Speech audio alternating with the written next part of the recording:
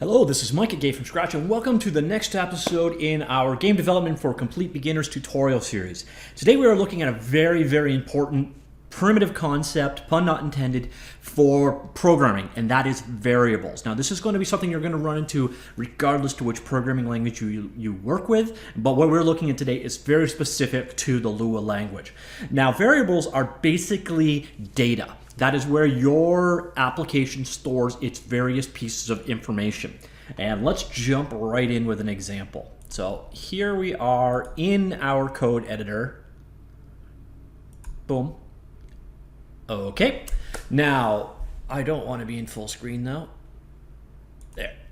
All right, perfect. Now, I'm going to just go quickly over what all of the variable types are, and then we'll see a couple examples of the pertinent ones in action. Now, there's a couple of them I'm going to ask you to pretend they don't exist. So I'm going to go through this list, and then I'm going to say, forget about this one, and this one. And we'll come back to them later on, or they're not important to you right now. So there are 7 fundamental variable types in Lua, and they are nil, boolean, number, string, UserData, thread, and table. So those are your building blocks for storing information. And this is, if you've done any programming in any other programming languages, you're going to find this actually really stripped down from a lot of other languages. These are very compact. A lot of languages have 7 or 8 kinds of numbers. In Lua, there's 1, and that makes learning it a lot more straightforward. It may not be slightly as efficient in the long run, but that is not the kind of stuff you want to get hung up on for now. So now let's go through these in order and look at what each one actually does. Now we'll do them as I did them here. So the first one here is nil. Now nil is a special type. Nil is used to represent nothing. Now that's an important distinction here. Nil is not 0, so you can't use nil for mathematically. Nil is the absence of a value. And generally where nil is used, either when a variable has never been declared or used, or when you're done with it and you got to get rid of it, you mark it as nil. So nil is a special value that is used to represent the absence of a value. It's very important, but very limited in its use. So that's nil. Boolean, on the other hand, is a special type that can be either true or false. Now, true or false can also represent on or off or any other, binary switch type situation. But it's very often to see code like is true, value equals is true, and have is true return a Boolean result out, or is true is a pretty contrived example, but I'm not coming up with any off the top of my head. You could do male or female, particularly as a Boolean, probably a bad choice there. You could do is alive as a Boolean. So it literally is a value that has one of 2 values. Now, Booleans can be assigned a pair of values, true or false. So what we can have is, that is one valid way of assigning a Boolean, or that. Those are your only 2 valid ways of assigning a Boolean value. Now you'll notice something very consistent here. The variable is on the left-hand side, the assignment is on the right, and then we're using the equals operator to assign the one value to the other. Now once again, we also used local here, and local is a magic word which basically says this variable is local to here. Now the alternative is it could be local to the file, or local or global in scope, and we'll talk about that later on when we talk about scope. So don't worry about it. Just when you're declaring a variable, if you've got no reason not to, default to local. So always default to local until you have a reason not to. Otherwise you can run into all kinds of messes with your code, and we will get into that when I talk about scope later on. So anyways, that is a Boolean. So you could have something like local is living equals is player alive. like that. Now what I'm showing you here is a function, and we're going to cover that actually next. So we're going to get into a lot of chicken and egg scenarios. So hold on with the function to understand return types from functions. But this is a typical use of a boolean. Now the way it is figured out that this is a boolean is something called type inference. That is, Lua figures out by looking at what the value is. So if the value is literally true or literally false, it goes, okay, this is a boolean. If the value is a number, it goes, oh, this is a number. If the value is a string, it goes, oh, this is a string. Now if the value is say a number on the one side and a string on the left hand side, it will go, oh, this needs to be a string, and will convert it for you. So the type system, the type inference in Lua is very, very smart and very, very straightforward. So it will try to automatically figure out what kind of type you're dealing with at any particular time. All right, so we've covered the two types. Now let's move on. The two I just talked about. Next one is a number type. This is very straightforward. That is a number. So what we just did is assign the value of 42 to meaning of life. And that is all there is for numbers in the world of Lua. Lua makes this very straightforward. If you come from, say, C has like 95,000 different kind of number types. There's, let's see, char, short, double, float, real, a bunch of them. Basically, they're all just variables of different kinds, or decimal points, no decimal points, minus sign, plus sign, or not. Everything, if you're from a different programming language, everything in Lua is either a real or a double precision floating point. That means it can have a plus or minus sign, it can have a decimal point, and it's very, very big.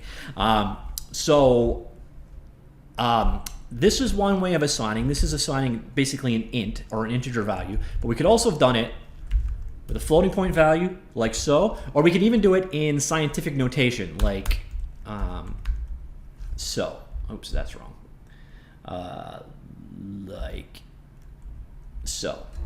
So all of those forms are valid. Lua takes care of all the conversions. Well, there are no conversions because there's only one number type. So it's nice and easy and straightforward. So basically you have numbers. Now finally, or next up, sorry, we have strings. And strings are where things can get a little bit confusing. Now a string is called a string because it's a collection or quote unquote string of characters. This is what you can think of in your world as text. A string is a text type. So we could do something like wrong language. Local my string equals this is a literal string, like so. So now this assignment will copy this string into this value. Now I said something very important there, and I said copy. Every time you change a string in Lua, it creates a completely new copy. So, and I'm going to show you another operator right now. My string equals this is a local, yeah, no, we'll do that. Local my string equals my string dot 2. What this will do, the dot dot operator is a special operator. We'll get into operators a little bit more later on in this particular tutorial, but the dot dot basically says append this string to this string. But what this just did is created a completely new string. So every time you modify a string in Lua, a new one is created. What this is referred to in programming terms is it's an immutable type. It means it cannot be changed. Now the plus side to strings in Lua is they're extremely powerful. You could encode just about any kind of data in a string as you want. You could basically save an MP3 file in its raw data form as a string. You can encode binary values. You can encode whatever you want in a string in Lua. So that part's quite powerful. Now on top of that, there are some special operations to using a string. Now in this case, you see the top one here, where we did the assignment of the string. You'll notice we valued it in quotes. This is pretty standard in just about every single programming language. You can use double quotes or single quotes. And where you kind of get into one or the other, sometimes you'll find yourself nesting quotes within quotes within quotes. You just got to make sure that every level of nesting uses the opposite types. But when you're dealing with a string, when you're dealing with like a predefined string value, such as this is a literal string, you can use either kind of quotes to show Lua that you're dealing with a string. Well, on the other hand, this will cause an error. So a string is marked by either double quotes or single quotes around the entire source. Now this does run into a couple of interesting situations, like such as, what if I wanted to quote the word literal? So I want the actual string to be this. Oops. I'm using a different keyboard than I regularly do, and it's showing. There you go. So if we want to do this is a literal string, well, how would we do that with quotes? Well, in some languages, you can get away with swapping the different quotes out. So we can put it like this. So there's what I meant, where you can have alternating quotes and you can get away with it. The other way you can do this is to literally quote it, and then for your internal character, you use a special backslash for escaping. So a special character that needs to be inserted into something else, it's called escaping, to put that character in. And you use the backslash character to do it. Now there's a bunch of things that are escapable. Now let me show you exactly what this is going to do by actually doing some output here. So let's print out our string that we've been playing with here. So this is a literal string, and we'll go ahead and let me get that viewable. cd/temp cd lua scratchpad. All right, so lua52 main.lua. So there's, you see the end result. This is a literal string, and the literal is quoted out. Now what you can find is sometimes you're going to want to do things like put a tab in, and you can also do that with the /t character, like so. So now let's save that guy.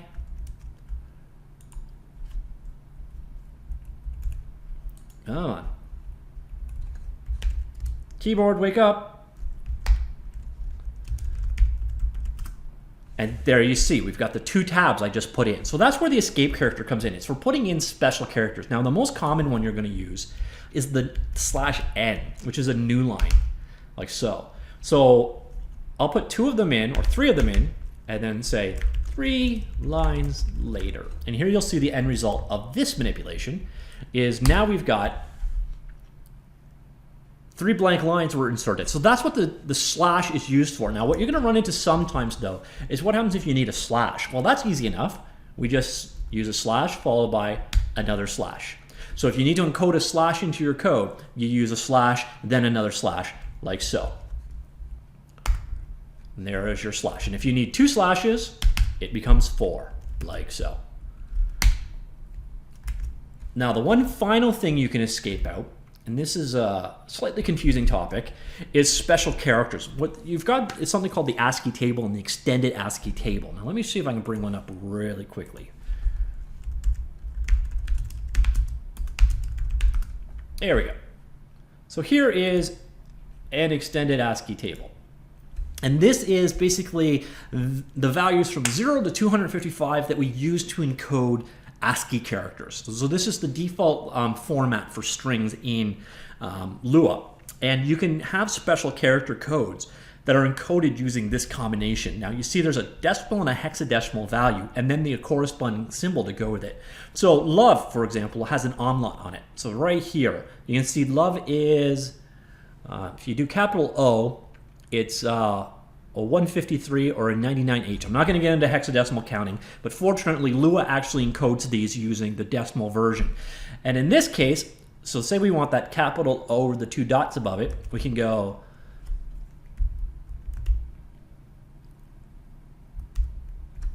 the game engine of choice for this tutorial is L, and then we wanted, oh, why didn't I pay attention the first time I was here? 153.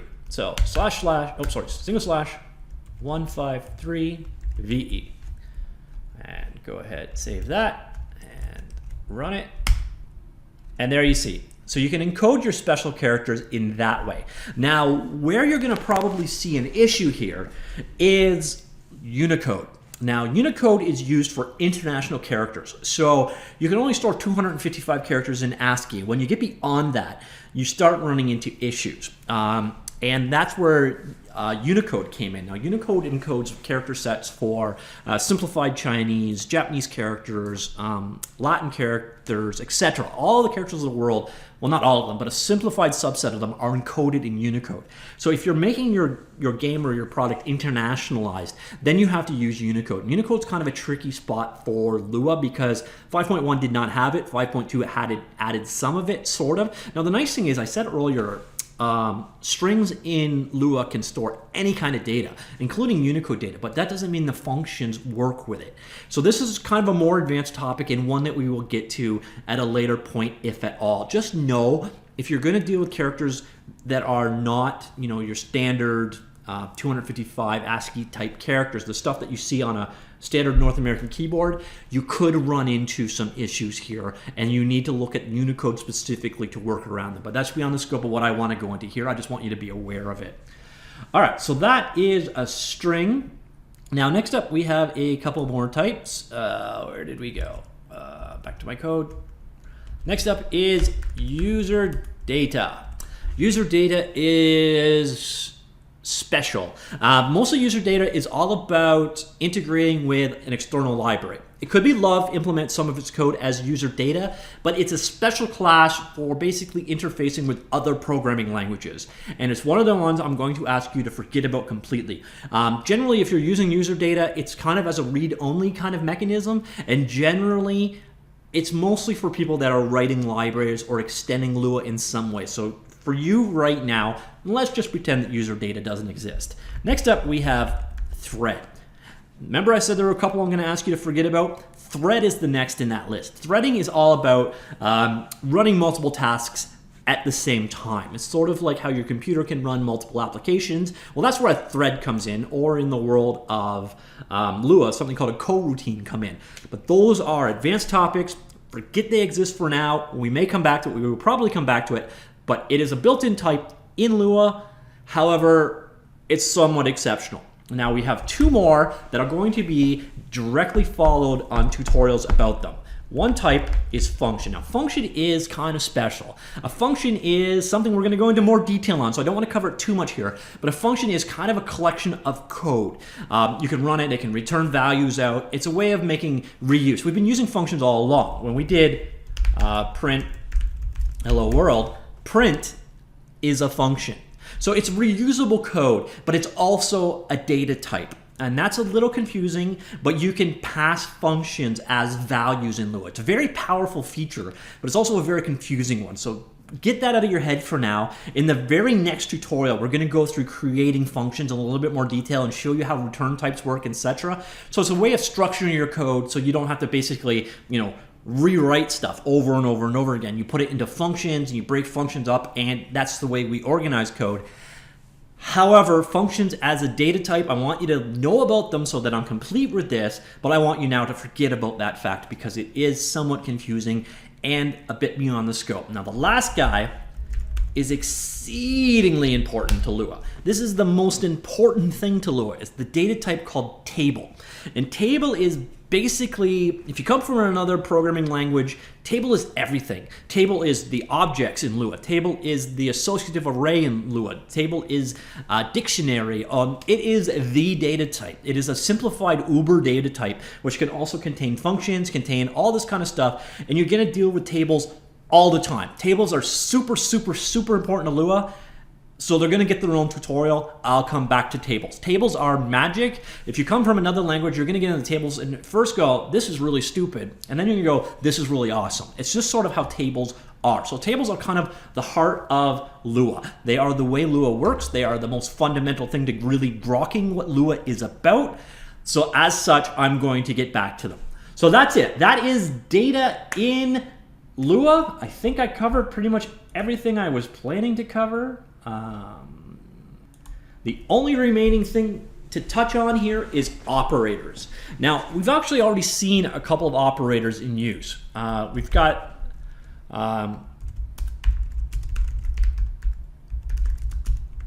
this guy is an operator. This is the assignment operator that assigns this value to this variable. Now, I guess I should get into one thing here. I did not mention this, and this was really stupid of me because it's very important. Variables, you'll notice here that I did all lowercase. I could have done, and I should have done actually, lowercase to uppercase. It's all naming conventions. It doesn't matter. You can call your variables whatever you want, except a variable cannot start with a number.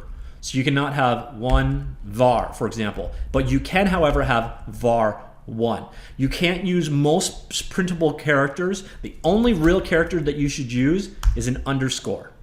And this is not stopping you at all, but variables that are all capitals by convention. So the language doesn't dictate this, but convention generally says a value that is all capital Ox is a constant value. That is, it's a value that should never change. Now there's one of those things with Lua. If you're coming from another programming language, there's no real concept of const in Lua.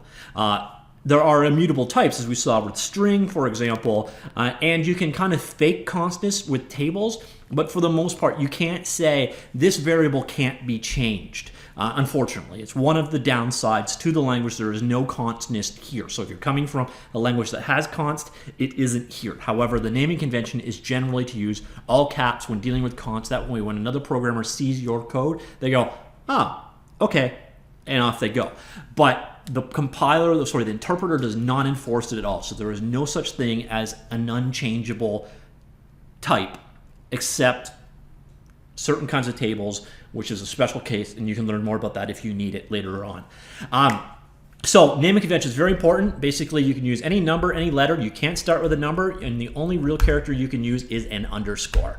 So those are your valid names for variables. And the other key thing with variables, and we touched on this in the last tutorial, all of those keywords, and I mentioned it in the last tutorial, but it probably makes more sense now. You can't use a keyword as a variable. So, for example, local is a keyword. So I can't make the variable local. That will, as you can see, I'm getting a squiggly here saying, well, it's a very confusing error, but basically you can't use keywords in as a variable name. You can use subsets of them. So for example, I can do local1, and that's totally fine. So those are the rules for naming variables. Now let me go back to operators. Now operators we saw earlier, like here. Here is your assignment operator. This takes the value on the right and assigns it to the variable on the left. On top of that, you have several comparison operators. A comparison operator only returns a value of true or false. And these you're probably familiar with from normal math. So we can do things like there. That is a valid comparison operator. That's if 42 is greater than 0, which it is, that value will return true. Whereas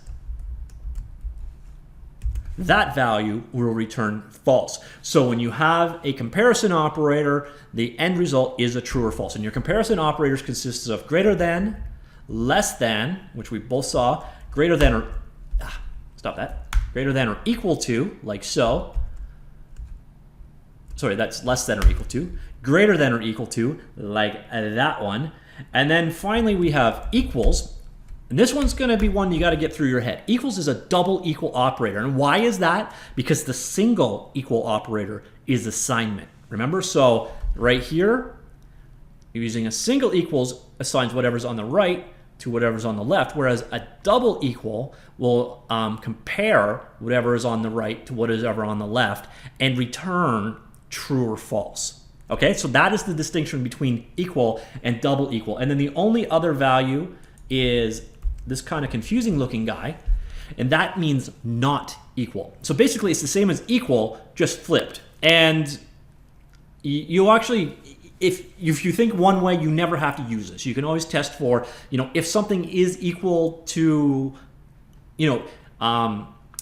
is true and not false are the same thing, I guess is what I'm trying to say. But this compares and returns if they're not equal, as opposed to this, which returns if they are equal. All right, so that is your comparison operators. Finally, you have your mathematical style operators, and these follow the same rules as normal algebraic math. And these are, for example, this, which was your traditional plus, which will return 43, minus, which will return obviously 41, divide, which in like this case will return 21. My math may be wrong. I don't like doing math on the fly. Multiply, which will return 84. And then you start getting into traditional your operator precedence. That is, multiplication occurs before plus. So for example, this will return 85. So it will evaluate this one and then that. Now, if you want to do something implicitly, just like math, you can use parentheses around it, like so, and then this will return 3 and then multiply it by 42. So if you've done this level of math, most any level of math actually, they take the same operations and use them in the variables in Lua code. Now, the only operator that remains that is a little screwy is this guy, and that's exponent. So what you're saying here is 42 to the power of 2, which again, I guess is 84. So that is the only final operator, and it is actually the most, the highest precedent operator. So it goes exponents, multiplication, division, addition, subtraction, support your assignment operators anyways. And then once again, sort of the weird quirky fellow in here,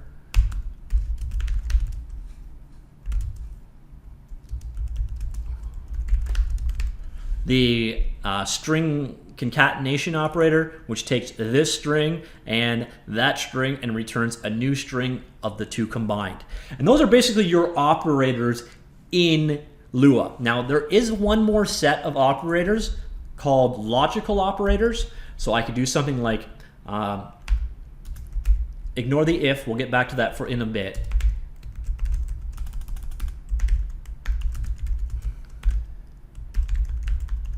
Something along these lines. And what you're seeing here is the and. So you've got and, or, why am I forgetting the third?